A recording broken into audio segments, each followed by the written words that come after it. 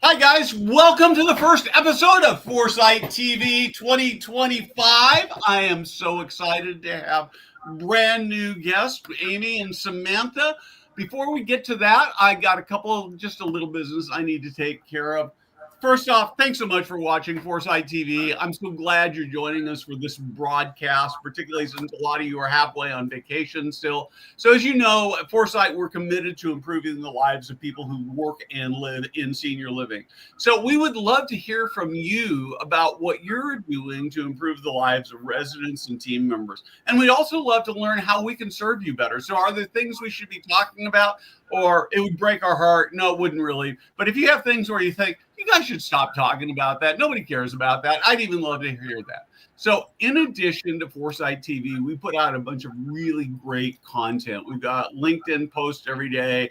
We've got the Foresight podcast. We've got Tech Tuesday, another live stream that we do. We focus on technology. But perhaps the most important place that we put out content is the Foresight website, where we publish a new content 5 days a week.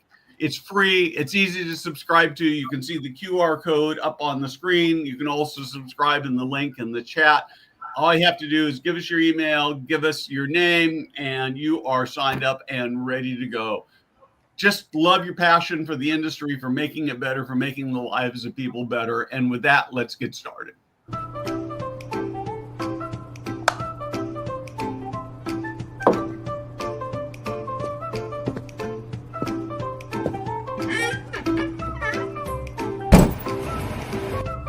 Hey guys, Steve Moran here.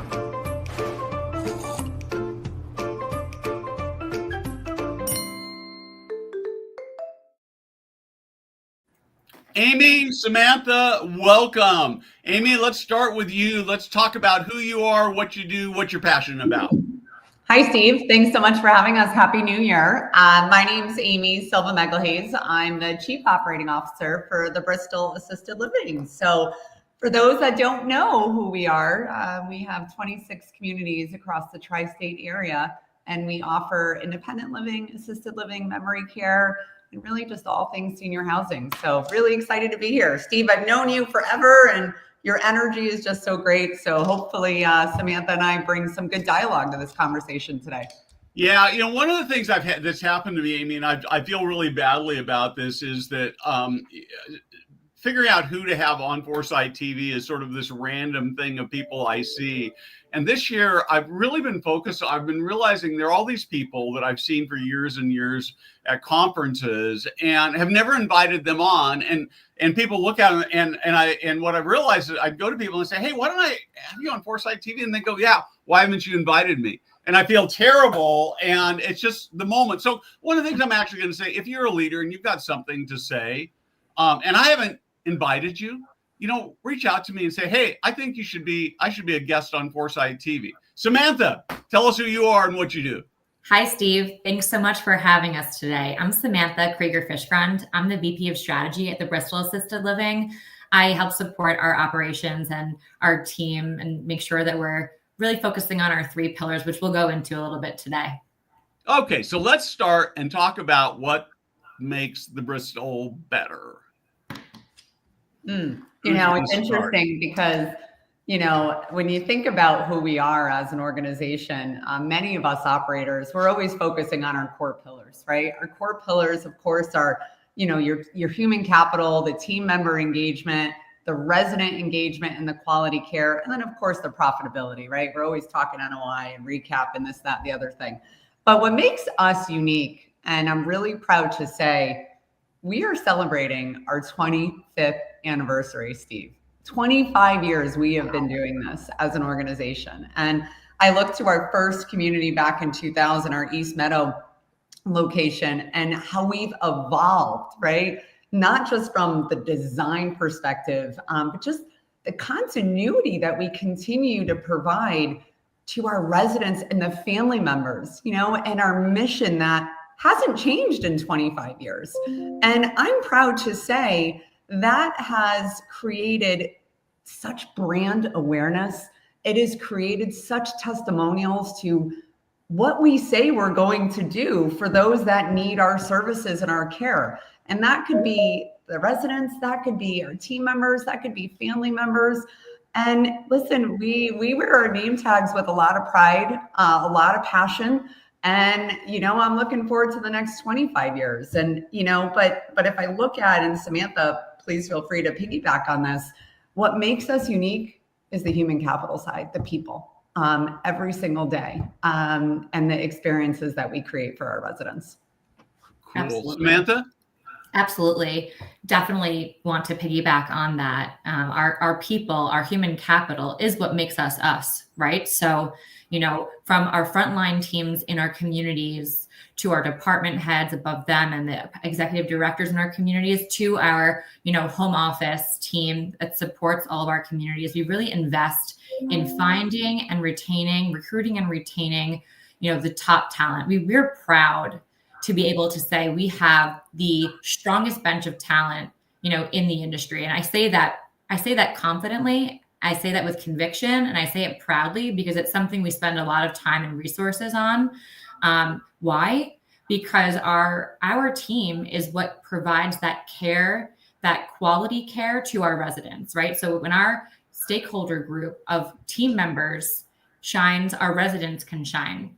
I also want to piggyback on something else Amy said, because it was so key, which is that our mission and our vision continue to remain consistent. It's funny, we always update our website, right? We're evolving constantly. And every time we go back to our mission and our vision, it stays. And our mission and our vision is to provide the utmost quality, luxury experience, and to really challenge the stigma of what seniors housing is, right? To challenge the stigma of what a layperson outside of our industry might think that we are, right? They can say terms like a home or a retirement center, right? Three of us know otherwise, and those watching know otherwise. But our mission is to challenge that preconceived notion by providing the utmost in luxury and quality for our residents.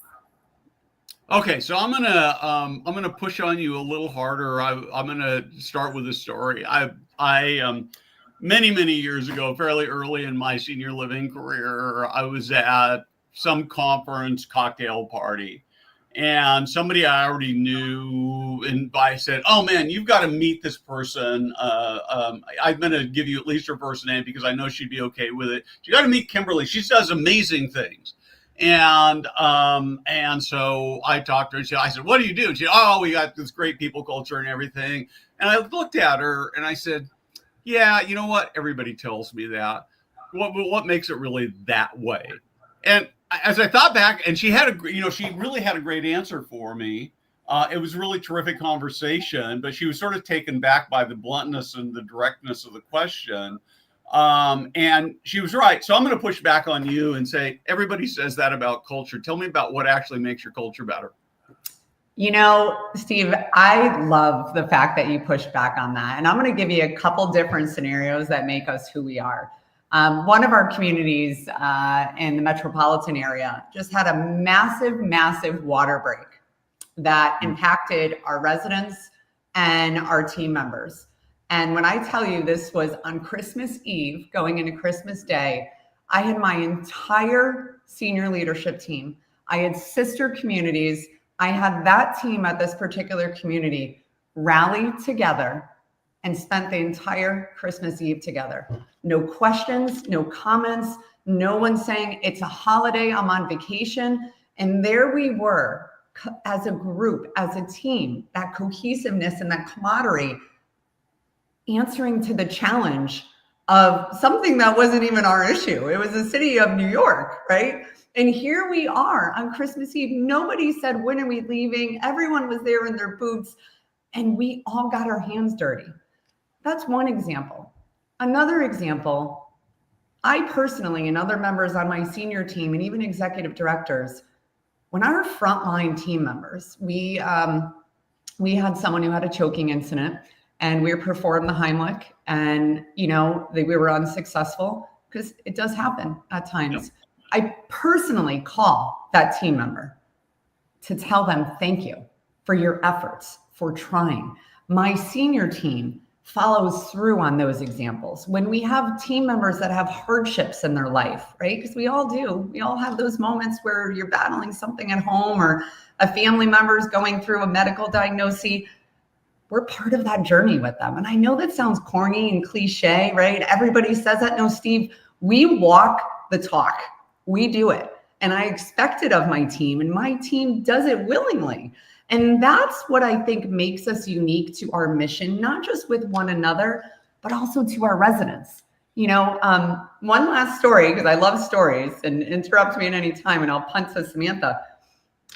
In one of our communities recently, we had a resident drive into our building, literally drive into our building. She thought she had her foot on the brake and it was on the gas. Nobody was injured. Everyone was okay, including this resident.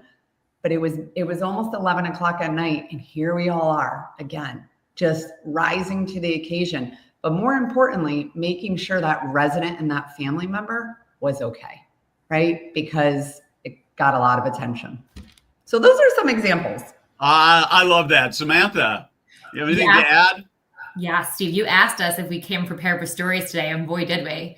Before you give stories, I want to set the stage just a second here. So I can't remember. I wish I could remember where it was, so I could give credit. But I was reading something, or it was a podcast or something, where it talked about how we have these things that we know, and we get these preconceived notions of the way they are. And this is particularly true of senior living. So if you go out and walk on the streets, you say, hey, tell me about assisted living, memory care. The good part is that at least people are going to know what you're talking about. The bad part is they've got these preconceived notions that are not terrific, right? And we can't go in and we can't tell statistics and say, look at all these lives we change, all this stuff. It doesn't change people, because people just make whatever they hear fit into that. But there's one thing that actually changes people's perceptions, and it can be done so rapidly because it hits their heart, and that's storytelling. And so that's why I asked you in advance if you had some stories. So I'm going to say that this is, as I'm doing Foresight TV this year, as I'm talking to leaders, and you should be prepared if you're watching this and you're coming on, I want stories. These are stories that are your stories, that are special, but there's stories that if you hear a story from Samantha or Amy, you should steal those stories and say, this is what makes senior living great. So setting that stage, you're on, Samantha. So, it's funny when I think about culture, right? Going back to your original question, what makes a person-centered culture, good people culture? You have policies, you have process, everyone does, like you said. Culture is really set from the top. And we say that in our communities, and we also look to our leader, to Amy, right, to set the culture. Yesterday, we were all at the community that Amy was referring to. The entire senior leadership team was there helping move things around. We wore our athleisure, we wore our casual clothes, and we were ready to move and shake and help. Nothing was above us, right? We were ready. And Amy and I were making conversation, through it all. And she was telling me about a podcast that she listened to about being a good friend. Now, it was just probably to Amy, and I'm giving her a secret, sounds seemingly, a casual conversation, but it meant something to me, right? Because if our leader is focused on improving herself to be a good person and a kind person and a good friend, that's the kind of mentor that I surround myself with, and the kind of mentor that I try to be. And I think that it seems potentially, not impactful. It's extremely impactful to me, but also to the people on our team, because being a good friend, and this simple notion of being a good friend, impacts how we conduct our business, right? Amy's reference to calling a family and asking them how they're doing, that creates connection. Connection is a capstone of what we do, and care is not just ADLs, right? It's not just showering, it's not just toileting, it's how we make people feel. And like Amy said, we don't talk the talk, we walk the walk. And I think that is super important. I mean, listen, when we had that resident drive through our community, I had just gotten back from a late night, traveling. I sat down on my couch, I got on the call, my 3 kids are screaming, I was ready to go, right? Our whole team is ready to go. And why? Because we see our leader do that, right? You always look up to see what your leader does, and then you're inspired. So when we show up to the building with the water main break yesterday, and we're in our sweatpants and we're scrubbing and we're moving and we're shaking, that's when our team gets inspired in the community to do the same each and every day for our residents. Yeah, I love this so much because we cannot demand more of our team members than we're willing to put in. And too often I see and I hear stories where senior leadership is off doing fun stuff and they're not available when they need it. And frankly, I see it even in local communities. My stepfather was in senior living for 2 months, and it was a terrible experience. It embarrasses me for the whole industry. I picked the building because he had COVID and I needed to get him out of the hospital, and they had space for him. I had better expectations. And frankly, as I talk to other people who have experienced that community, they don't think it's as bad as I think it is, partly because I know what good care looks like. I know what senior living looks like, and that's not it. But I can tell you, they may think that's ordinary, but they don't go out raving about it because it's not. And that's our opportunity. So I love the fact that you're willing to dig in and get your hands dirty. I think it makes all the difference in the world. Absolutely. And Steve, it's funny. There's a lot of talk right now about that series, Man on the Inside, right? Oh, yeah. And, I haven't watched it yet, but I've been gathering a lot of feedback from everybody because my hesitation in watching it was I was afraid it wasn't going to put our industry in good light. I'm hearing differently. So I would love to hear your thoughts as well, because I'm hearing it's pretty positive, but is it really where we're going as an industry? I'm not sure. So I'd love to talk. I've written a little bit about it, but there's been so much on LinkedIn and I haven't talked a lot about it, but it's a really good question. I like the series a lot. I think that stories. So I'm a big storyteller. And one of the things that I know about storytelling is that stories have to be mostly true. So I have a story that I use in keynotes that I tell a lot, that somebody in the Pacific Northwest gave me about a resident in a memory care building who refused to bathe. And finally, somebody in another part of the building heard about it and they had an idea. It was not their resident, not their job, not even their part of the building, but they came over and they solved the problem in a beautiful, amazing way. And I've told this story so many times. I would love to be able to go back and hear the original story. I'm sure it's about, my telling of it is probably about 60% of what actually happened, what I was really told. But it doesn't matter, because the storytelling is about making a point, about demonstrating what's possible, about helping people dream bigger, right? So that's how I see Man on the Inside. It really presents very likable people, but people who are struggling. You look at the executive director, who's far from perfect, and yet, they're kind of like a good executive director would be. You will like it. Once you get started, it'll take you about 3 days to go through the whole thing, because you'll binge it or semi-binge it. Promise you. Samantha, have you watched it? It's funny. I'm also hesitant to watch it for different reasons. I kick myself for not having written content of my own because of all the stories that I have from when I was an executive director. And when I saw the preview for this show, I was depressed. I was like, why didn't I write the show? Why didn't I produce the show? Because like you, Steve, we love storytelling because we're so passionate about what we do. And there's a lot of comedy, right, in what we do. And so, there's a lot of heartbreak in what we do, but at the end of the day, we're really helping a lot of people in their lives. And, we try to go at it with a positive attitude and with some humor. So maybe I'll write the next iteration. Maybe they'll hire me for their next season too. Yeah, well, it's interesting you say. I have another friend in Los Angeles who used to own a community, and he actually worked on a little bit of a script that he never really did anything with, and he's in the same position you are. So you brought up an interesting point, though, and I'd love to have your thoughts on this. I kind of think we don't have enough of a sense of humor in senior living. Thoughts? I completely agree. I have to tell you that humor is a coping mechanism, right? For many people, including us, doesn't matter what age you are. And I do think that we need more of that. I always look at my VP of resident experience. I'm always looking at what our programmatic things are in engagement. And I'm like, the comedy shows, right? What are we doing? How do we bring them in? How do we bring our residents to the comedy shows, which we have been doing? It's hard with the adult child, I think, at times, right? Because of the emotions they're feeling. And that's our job as caregivers and caretakers, to really get them to understand that humor is a coping mechanism, and it's okay. It's okay. I look at my own parents that are aging, and, we were out to dinner on Sunday, and, I looked at my mom and I was like, Mom, you asked me that 3 times already. And we just started laughing.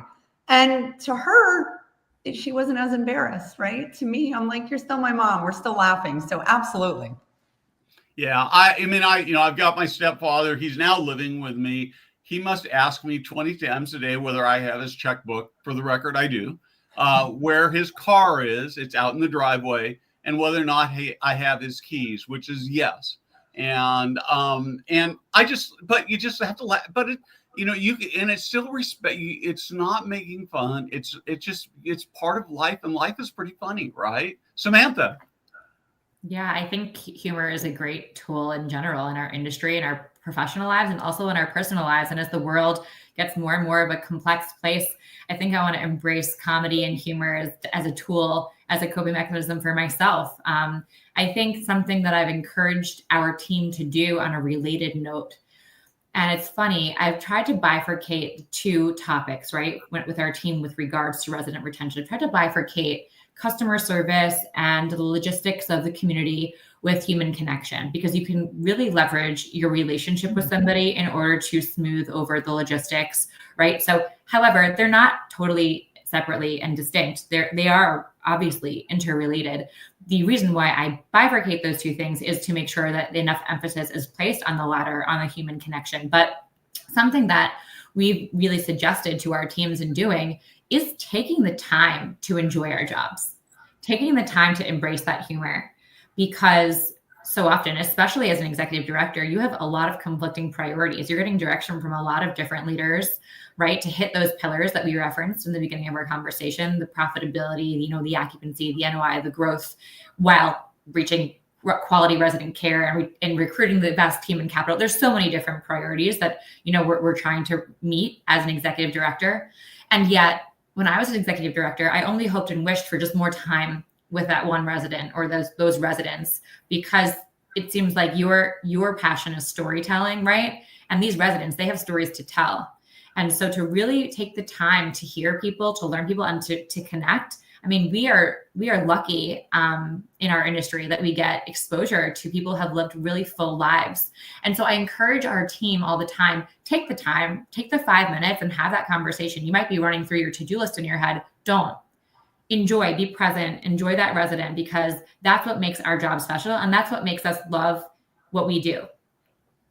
Yeah. If you don't take that time I think that when I look at my senior living experience as a consumer, one of the things that just strikes me over and over again is that I just don't think the executive director actually realizes that he is transforming people's lives, or he has this opportunity to create amazing lives for other people. It's like he's just doing his job, and it sort of and then of course it translates all the way down from the executive director. One of the articles, I'm gonna give you a pass on this, because I'm gonna ask the question, but you can pass on it, because it's sort of it's a raw question to me right now that I'm gonna write about. And what I've really come to wonder why it is that senior living, and it sounds like you probably don't do this, so probably it's okay, but I find myself wondering why senior living operators tolerate crappy or mediocre executive directors. We like this question. I'll let Amy go first. I'm not going to answer that, because we don't have crappy executive directors, and we'll leave it at that. Yeah, I just think I just, and this is people's lives, right? And it's just, I'm glad to hear that you don't, because I shake my head, because there are a lot of amazing organizations like yours, a lot of amazing leaders, even in not so great organizations, but there are a lot of organizations that tolerate pretty crummy executive directors, or very mediocre. And I just think it hurts everybody. So it hurts people's lives. I think crummy is the exact opposite of the adjective that we would use to describe our executive directors. And I think, what we are the most proud of are the people who lead our communities. Yeah, I love that. I love that. So I want to talk about a little bit about senior living and the future of senior living. The first question I want to ask you is, there's a lot of talk about the boomer generation as being a different kind of consumer. How do you see that? Do you think they're a different consumer? How are you approaching that? So, I feel like we've been having this discussion for years, right? About the baby boomer generation and what it looks like and the increased demand. Listen, it's my parents' generation, right? And I look at what they want as they're aging. And I will tell you, one of the things that consistently sticks out for me is as we're developing and as we're looking at providing services in our communities, we need that luxury resort style senior living, in my opinion, right? In the markets that we operate in based on the demographics and our consumer. Now, I think it's very much like the hotel industry, right? Where you have segmentation of different properties, which we're starting to see a lot of that now, based on price point, middle market versus very high-end communities. But one thing is going to remain the same, right? We're going to have to provide that white glove services, those concierge type services. We do that in a lot of our communities now. How do we magnify that is something we're looking at on top of proper design, intentional design. Looking at technology, right? We're all talking about technology nonstop. And Steve, I'll tell you with technology, I'm a little bit of a pessimist. My team will tell you because, operationally they sell you the book of goods and then operationally there's failures and everything's discoverable and, all of a sudden it's not working. And well, why don't we just have simple and stable? Why do we need it to be so bougie and so sexy, right? However, when we get the outcomes that we want, technology should absolutely be embraced. So I think that's something we're going to continue to look at. And then health population, right? Like the baby boomer generation. I mean, my mother's still doing yoga and she's still swimming. And, she talks to me about Blue Zone and food and what does engagement look like for her? I mean, she's still going to, Broadway and all these, still traveling. How are we going to incorporate that, right, into our services more? And then, of course, the financial component, right? I mean, I don't think, in my opinion, some of the old money is still present in the baby boomer generation that we had in this current generation, but they have better long-term planning where they're going to be able to afford us. And pricing is always going to be a variable that comes into play as to where they're going to select. Yeah, so as I'm a boomer, I'm right in the middle. When I started into senior living many, many years ago, I always wanted to make enough money so I'd never have to go into one. I'm actually very different than that. I feel very differently. I've seen some communities where I've looked at them and I said, man, I could live there. In fact, I'm leaving on Sunday to go to CES in Las Vegas, and I'm going to live for 3 days at Las Ventanas. It's a human good property, only CCRC in all of Nevada. And they've sort of become my home away from home when I'm in Las Vegas. And I've met a number of the residents. I've had meals there. And I'm looking at that place and I'm thinking, yeah, this is a place I could live and I'd make friends and I'd still live my life. And so I think that's the opportunity. That's the picture we need to paint. So I really, really like that a lot. One thing I would add, admittedly, as an operator, when we design and we open and develop communities, my previous life and currently, I stay in the building. I actually want to experience it from the eyes of the consumer. And I'll tell you, it's made some of our enhancements with our future design even better and the services. And I invite my team to do the same thing because it really resonates with what is the experience really like, as best as can be without providing care, obviously. But I'll tell you, for me, I want a golf course. That's all I need. All I need is a golf course wherever I'm living. But it should be interesting to see the different variety of, what the baby boomers' taste is and what they're looking for. Well, I would tell you that I've stayed in a number of guest apartments in various companies and communities. And, you sort of naturally compare it with staying in a hotel. One of the things I've learned is it's actually really hard to get it right. I don't think I've ever stayed in a guest apartment where there hasn't been something that I look for that I'd expect to see in a hotel that wasn't there. And they're just little things. They're not big things, but it's really, really hard. I want to come back to technology for just a minute. How do you see AI? We see Samantha. AI in a lot of different capacities, right? I mean, to us, AI is a tool that will help us automate a lot of different things. Right now, we're looking at it to help us in our recruitment efforts, in scheduling. We're looking at it to collect data on resident satisfaction surveys. We're looking at it in our marketing capacity and how we can, incorporate AI with SEO and, digital marketing efforts. So there's AI is, can help in a lot of different functions. But it's going to be a huge tool that we leverage in the future. And Amy's still not sure. Yeah, again, the pessimist in me. I will tell you, Steve, I remember when I saw you at the NIC conference, you were doing an AI experience with your phone and contact information. And I was chuckling because you were determined to see what the outcome would be with that. I am getting a little more comfortable with it because I do think it's the way of the future. When there's boundaries around certain pieces of it, I don't want to be cookie cutter. I don't want to be doing things that everyone else is doing. But if it is going to simplify and help with productivity from my team, and if it's going to help with the desired outcomes that we want from, fall detection or, really monitoring someone's vital signs, or again, just embracing trends and that data, I'm all for it, right? If the outcome is what we want. But again, really just looking at, quality AI, right? That's really what I look at every single day. And I am embracing it. Admittedly, I am.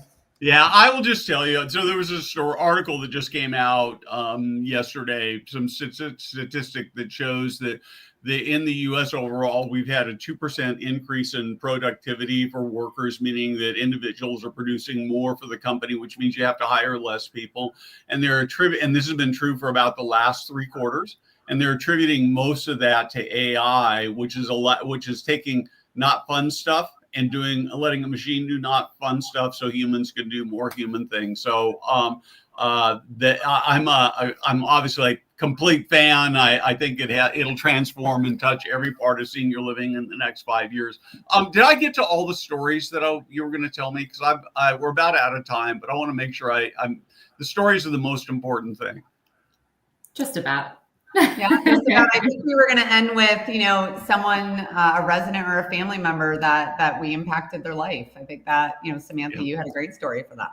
Yeah. So I had a resident in my property that I ran when I was at the Bristol at Armonk, who was named Faith. And she has since passed, but she made a huge mark on my life because of the evidentness that she had, such a great experience in our community. And what do I mean by that? She took a leadership position. She was the president of the resident council. And the reason why I bring this up and the reason why this resident, is so significant to me is because she found purpose and we provided her with purpose. And that's what one of the competitive advantages of seniors housing is, right? We provided her with the way to exercise her leadership skills from her teaching career, a way to exercise her social skills amongst the resident council, to meet friends, to socialize. And somebody, who is very wealthy, living in their home with, home care, can't do that. They can't thrive in that manner.